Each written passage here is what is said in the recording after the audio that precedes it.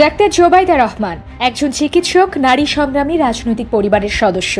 সম্প্রতি দীর্ঘ 17 বছর পর দেশে ফিরে আবার আলোচনার কেন্দ্রে। সাবেক প্রধানমন্ত্রী খালেদা জিয়ার পুত্রবধূ এবং বিএনপির সিনিয়র ভাইস চেয়ারম্যান তারেক রহমানের স্ত্রী হিসেবে তিনি সব সময়ই ছিলেন আলোচনার অন্তরালে। তবে এবারের আগমন যেন এক নতুন মাত্রা যোগ করেছে রাজনৈতিক আঙিনায়। তারেক রহমানের আগেই দেশে ফেরাটা কাকতালীয় নাকি বিএনপি রাজনৈতিক কৌশল, সেই প্রশ্ন উঠেছে। গত 6 মে সাবেক প্রধানমন্ত্রী বেগম খালেদা জিয়ার সঙ্গে ঢাকায় পা রাখেন ডাক্তার জোবাইদা রহমান। তার ফেরাকে ঘিরে জনমনে যেমন কৌতূহল তুঙ্গে, তেমনি রাজনৈতিক বিশ্লেষকদের মধ্যে দেখা দিয়েছে নতুন জল্পনা কল্পনা। এটি কি কেবল অসুস্থ শাশুড়ির পাশে থাকার মানসিকতা, নাকি রাজনীতিতে সক্রিয় অংশগ্রহণের ইঙ্গিত? দীর্ঘদিন ধরে যেসব গুঞ্জন চলছিল, এবার সেগুলোর বাস্তবায়নের সম্ভাবনা যেন বাস্তব হয়ে উঠছে। এমন রাজনৈতিক আবহে জোবাইদা রহমানকে নিয়ে জনমনে জানার আগ্রহ দেখা দিয়েছে প্রবলভাবে। আজ এই ভিডিওতে আমরা জানব জোবাইদা রহমানের জন্মবৃত্তান্ত ও একজন সাধারণ নারী কিভাবে হয়ে উঠলেন বাংলাদেশের জাতীয় রাজনীতিতে একজন গুরুত্বপূর্ণ চরিত্র, সেসব কথা।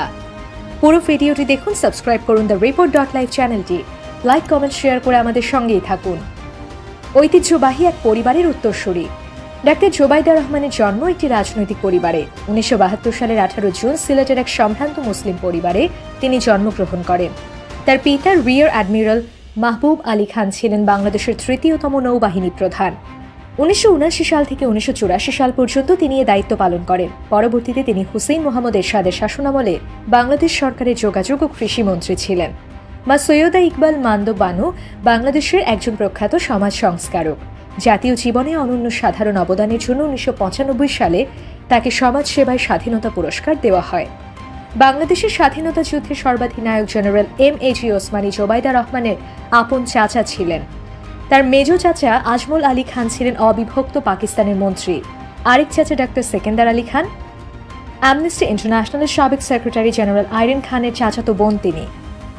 শিক্ষা ও পেশাগত উৎকর্ষ ডাক্তার জোবাইদা 1995 সালে সিভিল সার্ভিস পরীক্ষায় প্রথম স্থান অধিকার করে সরকারি চিকিৎসা পেশায় যোগ দেন।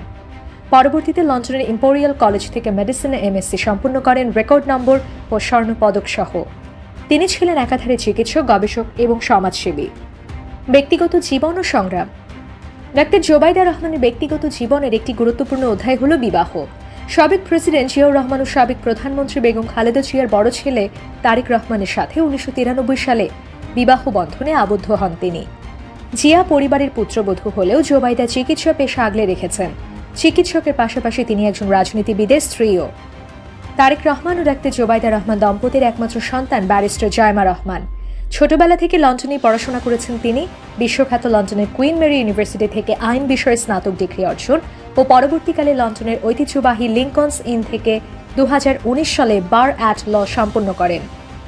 2007 সালে তারেক রহমান যখন রাজনৈতিকভাবে হেনস্থার শিকার হন, তখন তিনি সাহসের সাথে পাশে দাঁড়িয়ে দক্ষতার সাথে প্রতিটি চ্যালেঞ্জ মোকাবিলা করেন। পরিবারের দায়িত্ব, পেশাগত চাপ ও সামাজিক দায়িত্ব সামলাতে গিয়ে তিনি যে অসাধারণ দৃঢ়তা দেখিয়েছেন তা সত্যিই প্রশংসনীয়।